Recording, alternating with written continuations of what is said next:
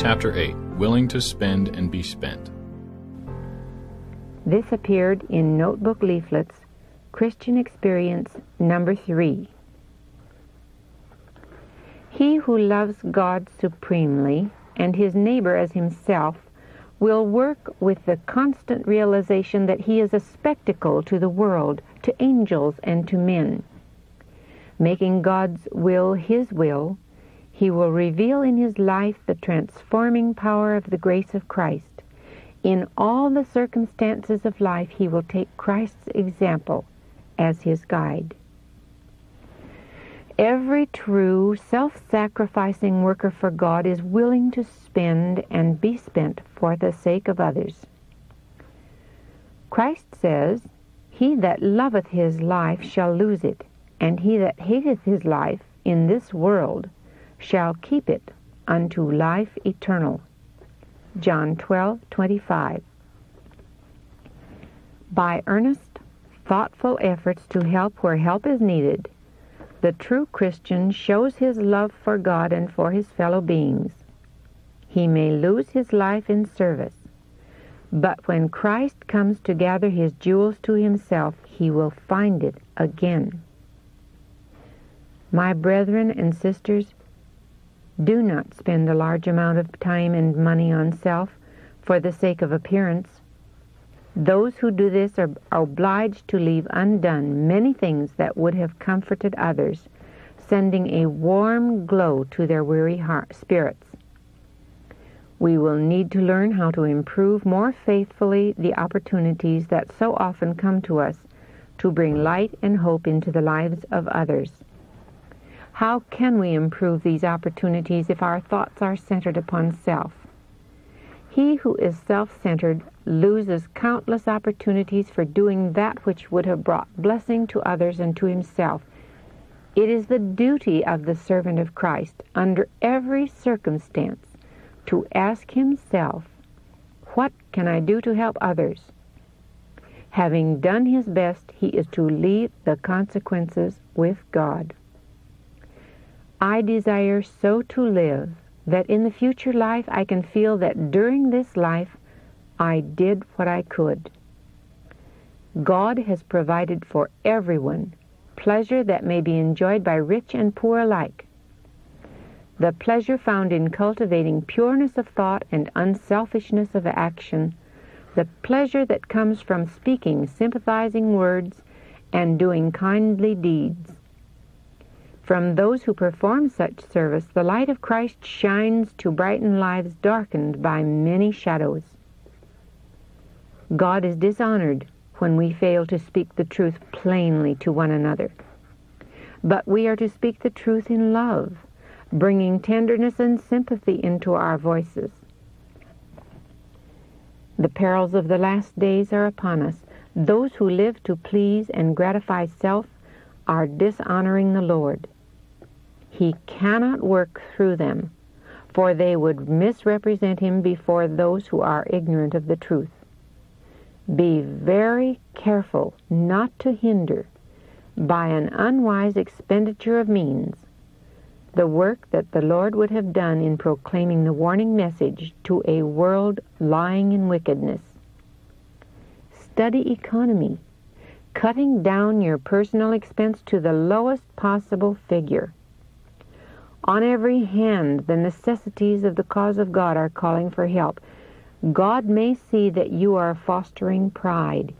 He may see that it is necessary to remove from you blessings which, instead of improving, you have used for the gratification of selfish pride. Help in every time of need. Those who are laboring in places where the work has not long been started will often find themselves in great need of better facilities. Their work will seem to be hindered for lack of these facilities, but let them not worry. Let them take the whole matter to the Lord in prayer. When trying to build up the work in new territory, we have often gone to the limit of our resources.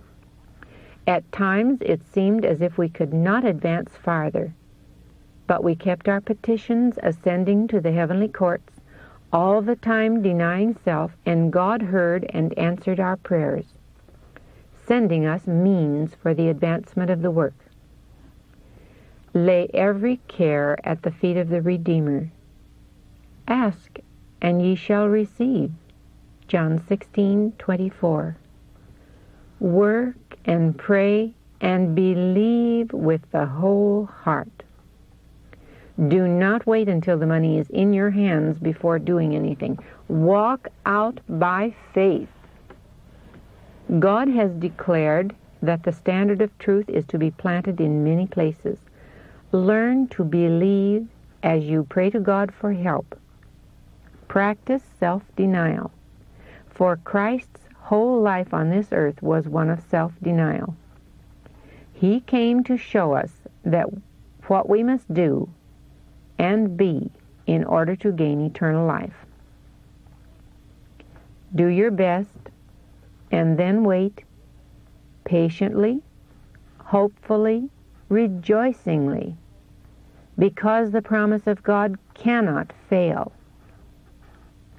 Failure comes because many who could put their means into circulation for the advancement of God's work are lacking in faith. The longer they withhold their means, the less faith they will have. They are barrier builders who fearfully retard the work of God. My dear fellow workers, be true, hopeful, heroic. Let every blow be made in faith. As you do your best, the Lord will reward your faithfulness. From the life-giving fountain draw physical, mental, and spiritual energy, manliness, womanliness, sanctified, purified, refined, ennobled. We have the promise of receiving.